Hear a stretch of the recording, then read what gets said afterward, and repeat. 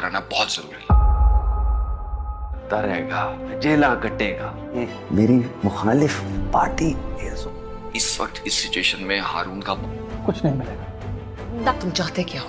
उस रिपोर्ट में लिखा होगा कि आपने तानिया गार्डन में नहीं है, बाहर ही होगी। आप गार्ड से बोलो। ते ओ याशी करेगी।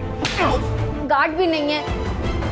100 रुपए मेरे ऊपर ये इंक्वायरी की और आगे जाओगी तो अगले एपिसोड में आप देखने वाले हैं कि हसीब खुशबख्त को यही समझाने वाला है कि हारून इस सारी सिचुएशन से निकल जाएगा, लेकिन वो बदनाम हो जाएगी और उसकी जॉब भी चली जाएगी। क्योंकि सहाफ़ियों के लिए ऐसे मुकदमे आम सी बात है, लेकिन सिविल सर्वेंट के लिए ये बड़ी मुश्किल पैदा कर सकते हैं। और इस तरह की बात ही चौधरी साहब हारून को समझा रहे होंगे कि तुम्हारी बीवी इन सारे मामलात से निकल जाएगी, लेकिन तुम जेल में ही सड़ते रहोगे। चौधरी और हसीब का एक ही मकसद होगा कि हारून और खुशबख्त को किसी भी तरह से अलहदा किया जाए और दोनों को कमज़ोर किया जाए। लेकिन खुशबख्त जहां पर हसीब को घर से बेइज्जत करके निकाल देगी, तो वहीं पर हारून चौधरी के मुंह पर तमाचा मारकर उसे सारे सवालों के जवाबात देने वाला है। और चौधरी इस तमाचे के बाद तहैया कर लेगा कि वो हारून और खुशबख्त दोनों को बर्बाद कर देगा।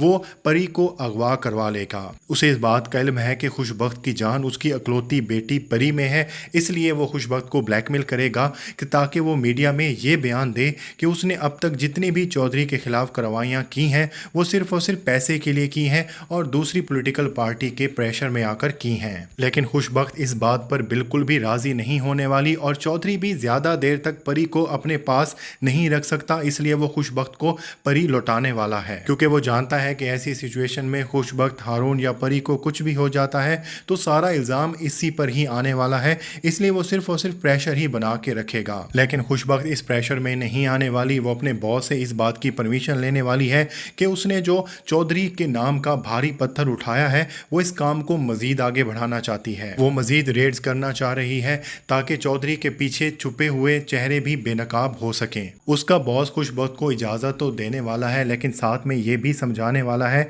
कि अगर वो आगे चलती है तो उसे कुछ भी नहीं मिलने वाला, क्योंकि एक अकेली लड़की पूरे सिस्टम के साथ नहीं लड़ सकती। और सबसे बढ़कर यह कि खुशबख्त की ताकत, हारून भी इस वक्त जेल में होगा और खुशबख्त पर बहुत ज़्यादा प्रेशर बन रहा होगा कि वो किसी भी तरह से हारून को जेल से निकाल सके, और वो जल्द ही अपने इस मकसद में कामयाब होने वाली है।